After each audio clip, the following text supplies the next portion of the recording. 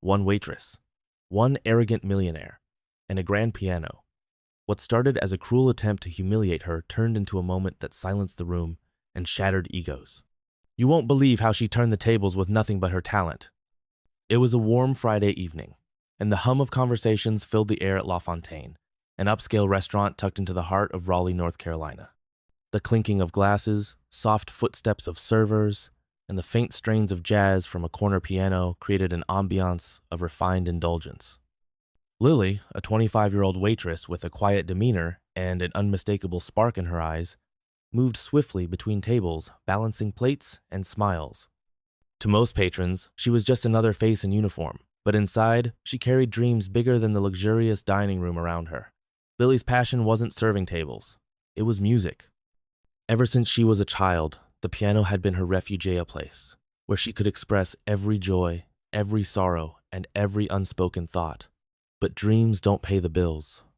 Working long shifts at La Fontaine was a necessity, a stepping stone toward the music academy she longed to attend.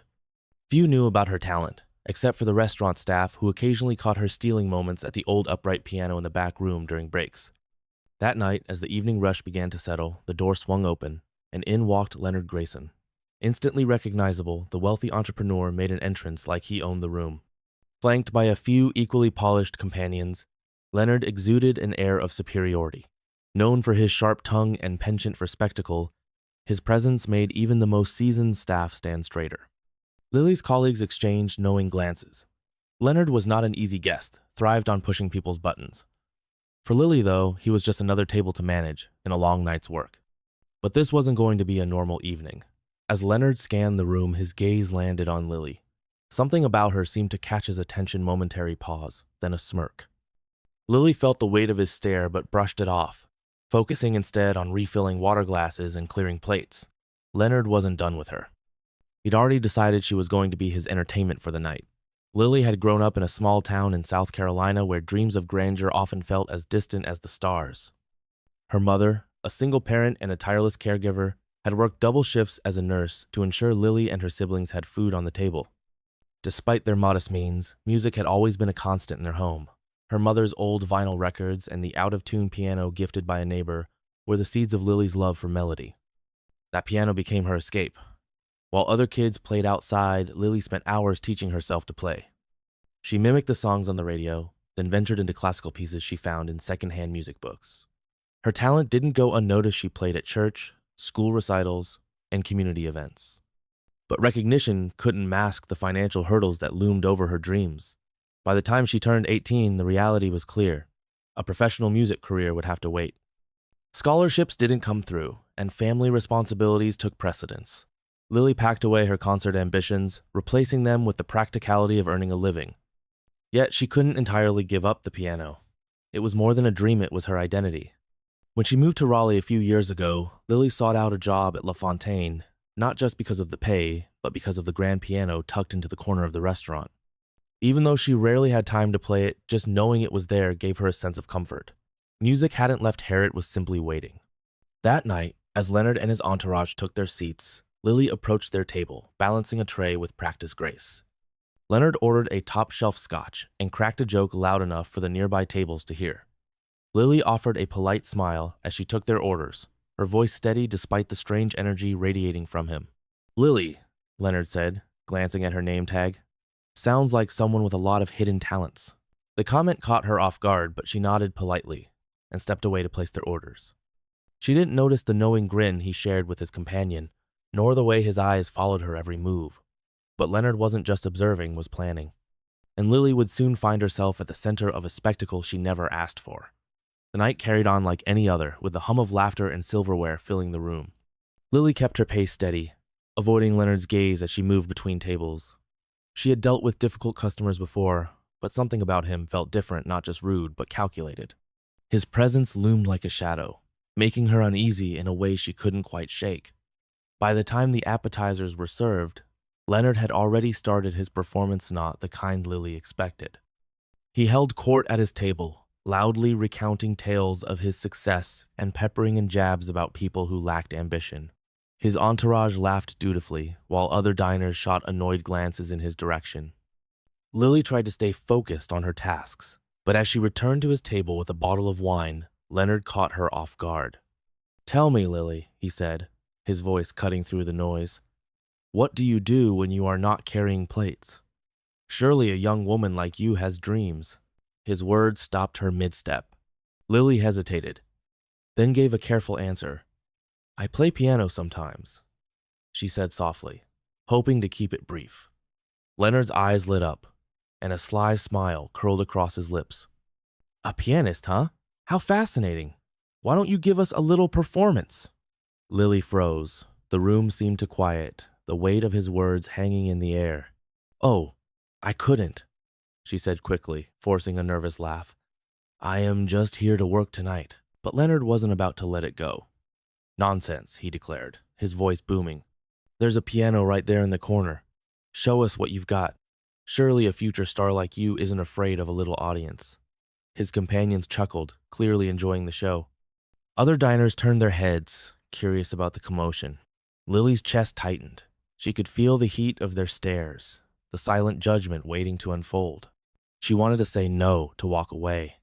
But Leonard's challenge hung in the air, daring her to rise to it or crumble under its weight.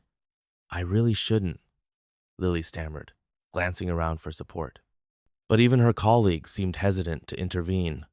Leonard leaned back in his chair, sipping his scotch with a smirk. "Ah, I see," he said mockingly. "All talk, no talent. That's disappointing." The words hit like a slap. Lily's hands clenched at her side.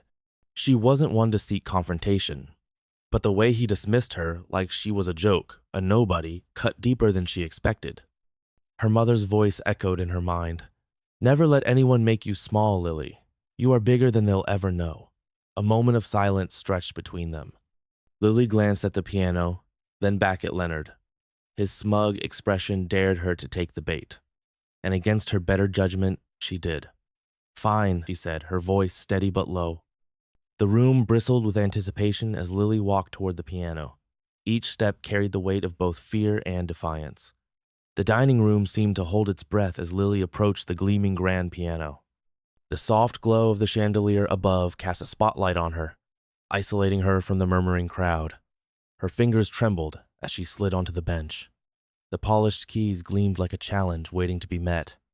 Behind her, Leonard leaned back in his chair, the picture of smug satisfaction, as though he had already won whatever game he was playing. Lily closed her eyes for a moment, steadying her breath. Her heart pounded so loudly she could barely think. This wasn't the church recital or the cozy community gathering she'd once known. This was different. This was hostile. But there was no turning back now. She placed her hands on the keys, feeling their cool surface beneath her fingertips. The first notes were soft, hesitant, almost fragile. A few diners shifted in their seats, and someone coughed in the back of the room. Lily ignored them, her focus sharpening as she leaned into the music. She chose a piece she knew by heart, a soulful rendition of Clair de Lune by Debussy. The melody spilled into the room, weaving through the air like a thread delicate but unyielding. As her confidence grew, the music swelled. Her hands moved with a grace that belied the chaos inside her.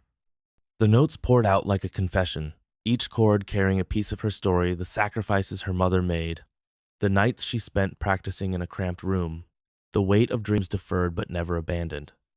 The diners fell silent, their earlier chatter replaced by a collective stillness. Even Leonard, who had been whispering to his companions, went quiet. Lily didn't need to look at him to feel the shift in the room. The mocking energy had dissipated, replaced by something she couldn't quite name, perhaps awe, perhaps humility. The music soared, and Lily let herself go. For the first time in what felt like years, she wasn't a waitress or a struggling dreamer. She was simply herself an artist. Her fingers danced across the keys, drawing out emotions so raw and vivid they seemed to hang in the air like smoke.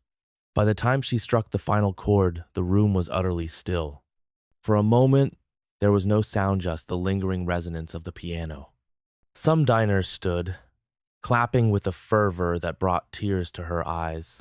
Her coworkers, who had been watching from the sidelines, joined in, their faces lit with pride. Leonard, however, remained seated. His smirk was gone. replaced by an expression Lily couldn't quite decipher, part shock, part discomfort.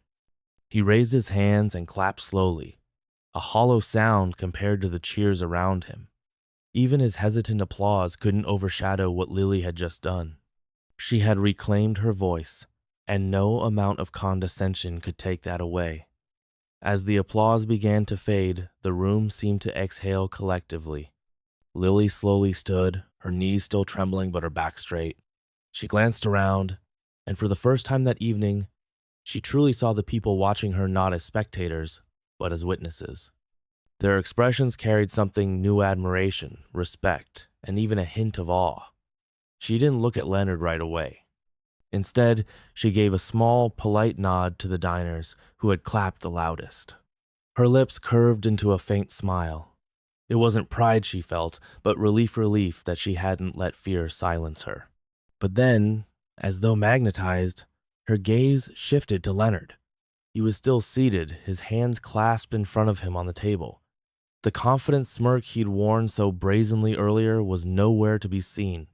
Instead, his face was a mask of forced neutrality, as though he couldn't decide whether to admit his misstep or double down on his arrogance. "Well, Leonard," Lily finally said, her voice louder than necessary, breaking the fragile silence that had settled over the room. That was unexpected. He chuckled lightly, though it lacked its usual bravado. "I suppose talent really does come from the most surprising places." The comment landed like a dull thud. His companions exchanged awkward glances, unsure whether to laugh or stay silent. Lily's smile widened just slightly. "Good night, Leonard." And with that, she left the piano and made her way back to the service area, the sound of her own footsteps now steady, purposeful. She knew that night had changed something for her, and for everyone watching,